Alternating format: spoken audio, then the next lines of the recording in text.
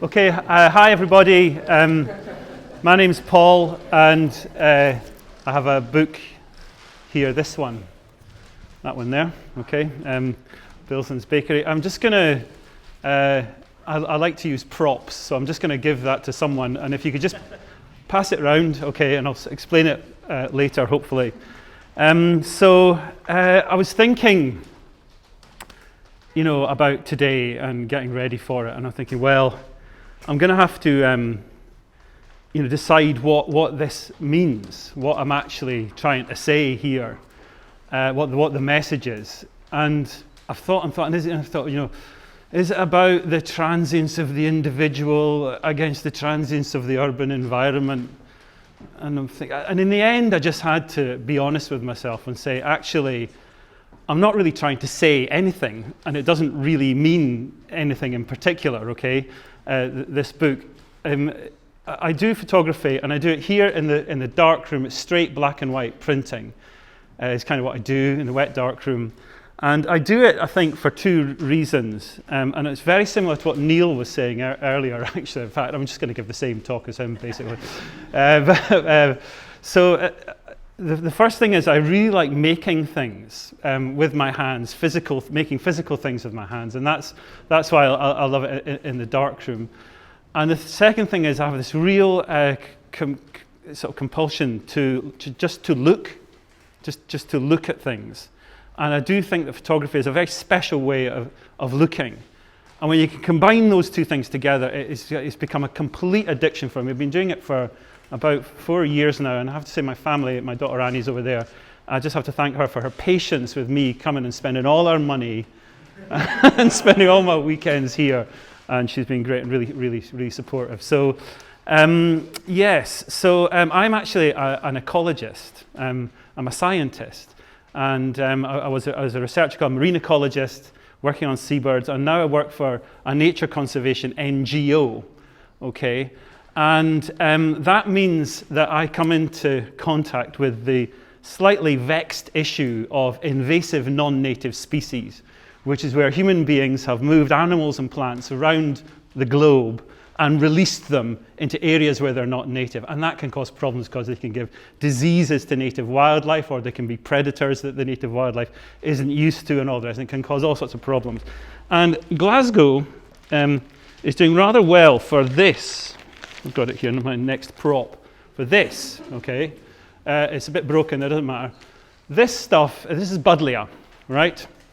Buddleja, the butterfly bush, as it's called. And I have watched this over the past 20 years just go explosive in Glasgow. It is incredible how successfully this has spread. And it can be an issue because it's very attractive in the spring and summer to butterflies, something called the butterfly bush. Beautiful pink flowers, of which these are the dead ones now.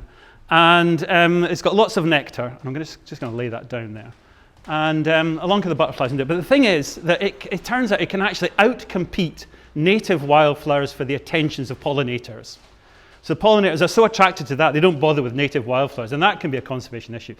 So it's, oh yes, isn't it terrible? But at the same time, I have to say, I just have huge admiration for this plant because of it's alkaline tolerant, it's acid tolerant, it can grow just about anywhere with virtually no water, out of walls and everything. And I frankly, personally, in my spare time, I just love seeing it around Glasgow. And so I started doing a series of photographs of Buddleja, okay? And the most interesting bit that I found was, this is my next prop. So these are the original prints that book's taken from, was this here. That's the cover of the book. And I got this printed, and it's a bit dark, but you can see them here. These bushes here, the kind of haircut on this old tower bakery. To be honest, it was actually that first attracted me, because that's Buddleja growing at the top there. Actually, to be honest with you, I did look through with a telescope at those, and one of the bushes is actually elder, which is a native, which must have got there by a bird flying up and pooping. But there you go. So that's Buddleja. And I took a couple of pictures of that, and I was carried on with my series on Buddleja, and I just started to become more and more interested in this bakery tower. It just really began to sort of get at me. And I started finding myself just taking pictures of Glasgow with it in the background. And then I saw some work by Hokusai, who's the guy who did that really famous, almost cliched Japanese woodblock. A really interesting artist. His life story is really, really interesting, actually. He was totally skint when he made this, and it was an instant hit for him. He became a sort of superstar. It's sort of terribly interesting. And that series is called 36 Views of Fuji. That, obviously, Mount Fuji there, a famous volcano.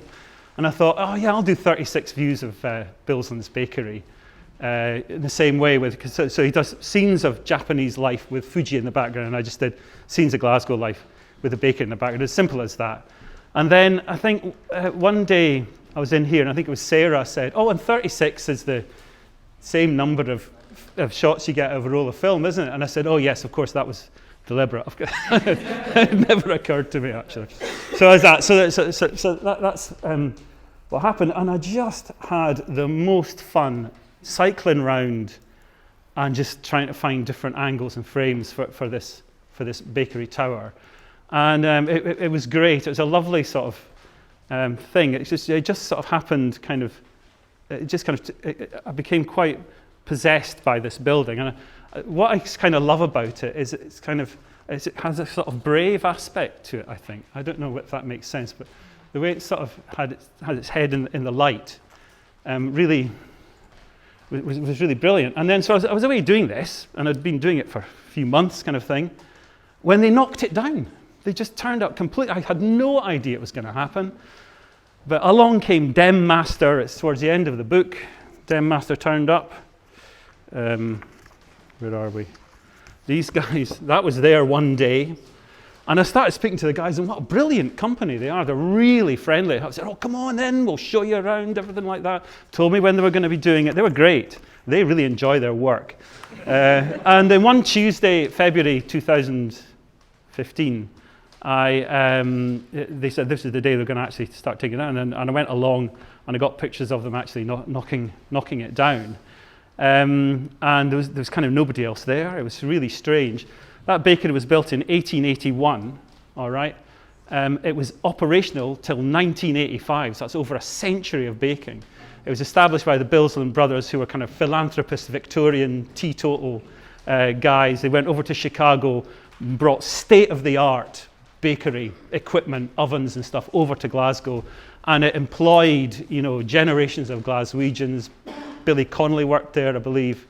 And of course fed generations of Glaswegians, and then latterly it was a sort of a clubbing venue, and then there was some fantastic graffiti was put on it halfway through. I was doing this project, it was one side of it was completely graffiti, which was brilliant, I thought, and then it was gone. And my last prop here, it was crushed to rubble on site, completely crushed to rubble, but dear Dem Master saved for me the last brick, and this is the last brick, so you can hand that around.